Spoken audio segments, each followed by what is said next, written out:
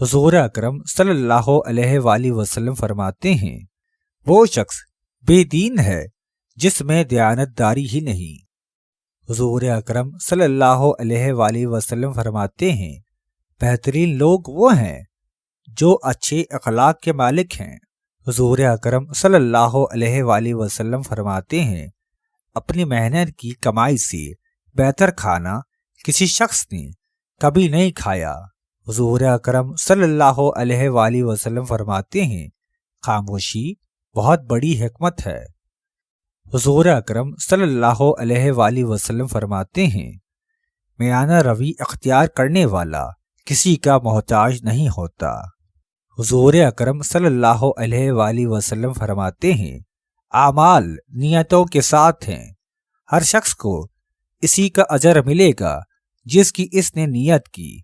حضور اکرم صلی اللہ علیہ وآلہ وسلم فرماتے ہیں، منافق کی 3 نشانیاں ہیں۔ 1، جب بولے تو جھوٹ بولے۔ 2، وعدہ کرے تو پورا نہ کرے۔ 3، امانت لے تو خیانت کرے۔ حضور اکرم صلی اللہ علیہ وآلہ وسلم فرماتے ہیں، ہر نشے والی چیز حرام ہے۔ حضور اکرم صلی اللہ علیہ وآلہ وسلم فرماتے ہیں، مومن کی مثال کھیتی کے پودوں کی ہے، جسے ہوا کبھی جھکا دیتی ہے کبھی سیدھا کر دیتی ہے، اور منافق کی مثال صنوبر کی درخت کی ہے جو کھڑا رہتا ہے حتیٰ کہ ایک ہی دفعہ اکھڑ جاتا ہے۔